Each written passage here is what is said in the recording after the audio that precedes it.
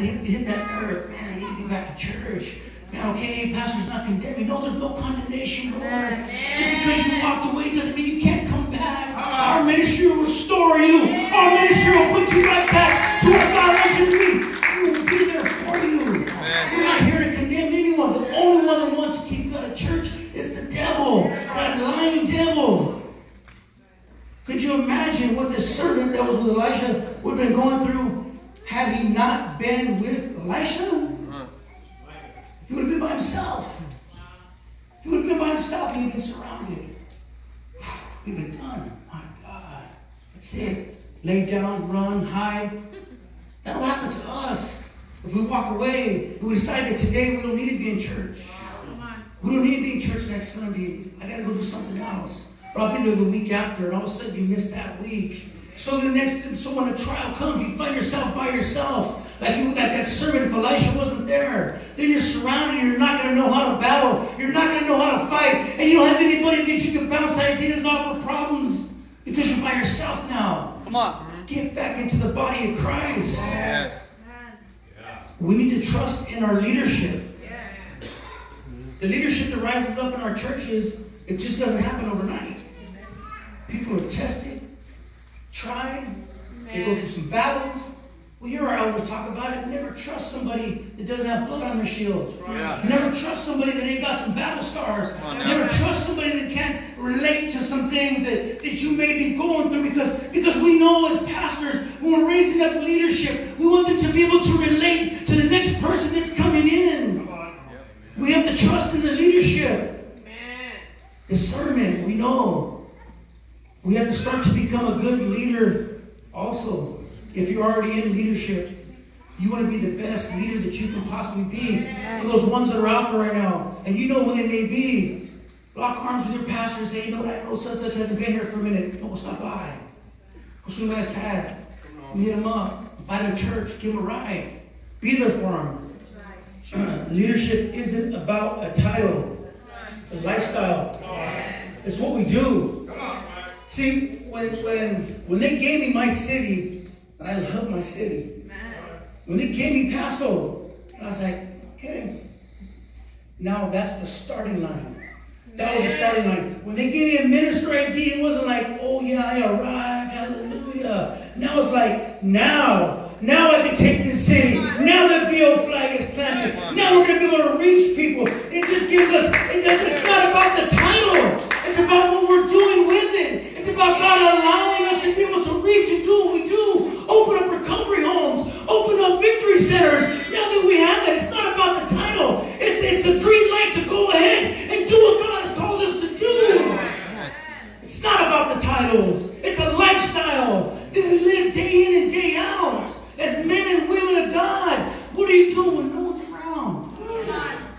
It's that integrity. I try to just ingrain it into my home. Be the same person when you're in the home as when you're out there in the streets. Because there's going to be that time when someone's going to catch you slipping if you're not keeping it real.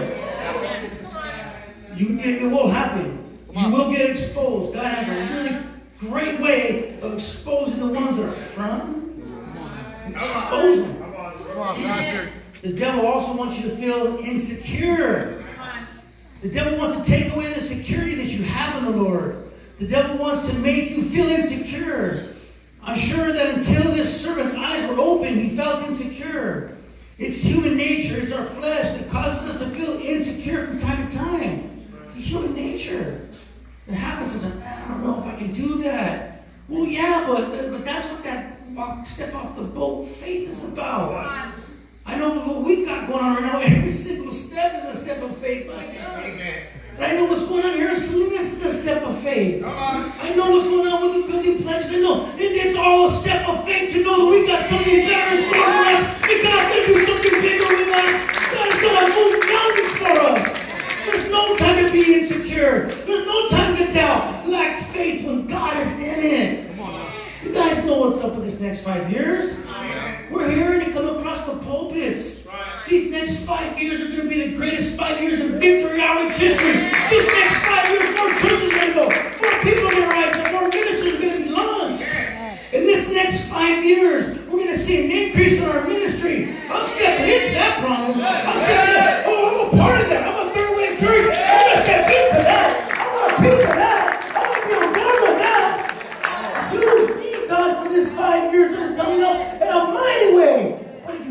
insecure. Everything's going to have to be a step of faith. Everything that we do is going to be a step of faith. God will move after you step, not before, because it wouldn't be faith. He moves afterwards. Then you'll see his hand move like, whoa, and he'll blow us away because we were those least unlikelies. Once our eyes are open, once his servant's eyes were open, he realized that he wasn't alone. Realized he wasn't alone. The devil is defeated. Once his servant saw that there was more with him than there was of them, and he saw in the supernatural that his enemies were about to get smashed, his eyes were open. Ooh, okay. There we go. You can imagine. Brian said, oh, now what? Get that little confidence. That's a confidence that we need to walk around with every day. That's right. That confidence of knowing that we have armies that are surrounding us in the heavenlies right now. We have these warring angels that aren't allowing things to happen to us that should have. That overdose that should have took you out didn't. Now you're in church. That jail cell that you weren't supposed to get out of, now you're in church. Oh, that time you said you weren't going to make it out of that accident, but you're in church.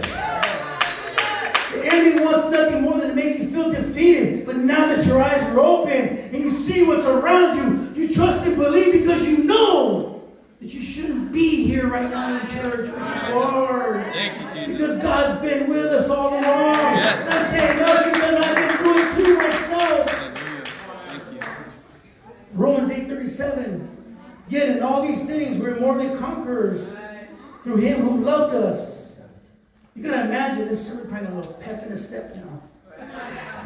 More than conqueror. I walk around with that. The cities when we're out there hitting the streets and you see people with pentagrams and we're bearing their Ouija boards and stuff like that. There's no fear. We're more than conquerors. As a matter of fact, I'm trying to get these guys into the home. Bring you and your pentagram. Get in the home. Come on. Leave the Ouija board. Come on, let's go. Get in here. More than conquerors. We're not tripping on that. We have to understand that we are more than conquerors. We're not on the defensive, but we're an offensive ministry. I'm not going to be on the defense. I'm not hiding from nothing. I'm not backing up into a corner. We're marching into those highways and byways and alleys. We're reaching people just like ourselves. That's right. Reaching people who are just like you and I. There's no time to be on the defense. There's no time to sit back and be like, oh man, I wonder what's coming next. No, watch out, any witness. Here we come. Here we come with our flyers. Here we come on the streets. Here we come evangelizing. And we're going to keep pushing and pushing and pushing. Yes. The greatest 5 years is coming up, church. Jesus answers prayers. Elisha prayed that his servant's eyes would be open. Elisha was already seeing what was taking place in the supernatural. He had this gift.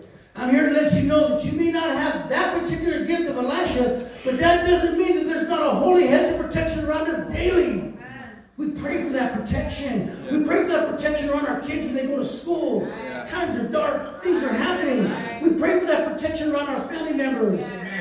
We pray for that protection around our family members that are backsliding, that are using. God, don't let that shot take them out. God, don't let that bullet take them out. God, don't let this happen to them. Just guard them, God, so someone else can reach them. It's not me. There has to be a burden in your heart. Amen. Elisha prayed this. His servant's eyes were open. His spiritual eyes were open. And just like Elisha prayed for his servant's eyes to be open, many of us here right now are praying for our family members and loved ones' eyes to be open. Believe that it will happen. Yes. Yes. I have a son in the UTC and I have one director in my home, and both of them are off the hook a year. Come on. Right, Pastor Jerry? Come on. You know, they're off the hook. Come on. We trusted though. Yes. Me and Sister Becca, we trusted. God opened their eyes. Because we can't force, we could, technically maybe zip tie him and throw him on a plane and send him to a home. But that's not going to matter though if he doesn't want it. Their eyes have to be open. Their spiritual eyes have to be open to what God has in store. John 9:25. He answered and said, whether he's a sinner or not, I do not know. One thing I know is that what? Though I was blind, now I see.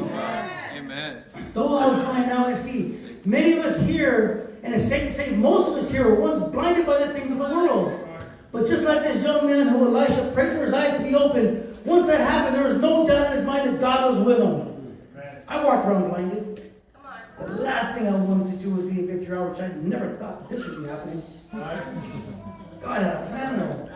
So if you think right now as you're sitting there that God's not going to use you in a mighty way, you better think twice, because we're VO. And this is where we raise people up. This is where your eyes are open and say, I know there's a calling. I know there's a city. I know God's going to use me. We have to allow those blinders to be dropped. We once were blind, we're not blind anymore. Now we see. Once your eyes are open, we begin to see the people that we were hurting. We'll begin to see the destruction that we were causing. We'll begin to see all the madness and chaos that our lives once involved. There's some heavy testimonies in this church. And there's some heavy testimonies of people that were blind, but now they can see. Just because we did all that hurt and pain and everything before, God's going to heal it.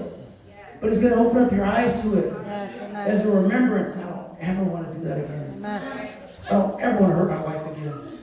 I don't ever want to hurt my family again.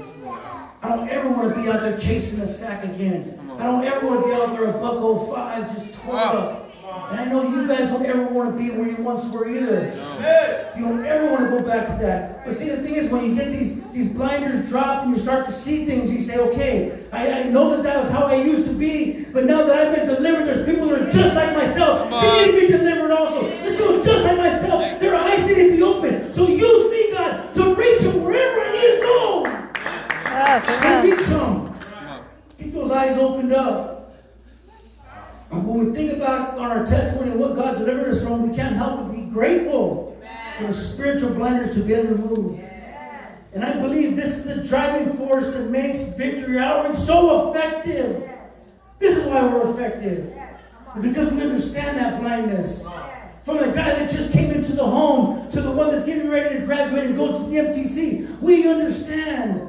From the senior pastor that's barely stepping into all things pastoring now. We understand. We get it. We know there's a driving force behind us.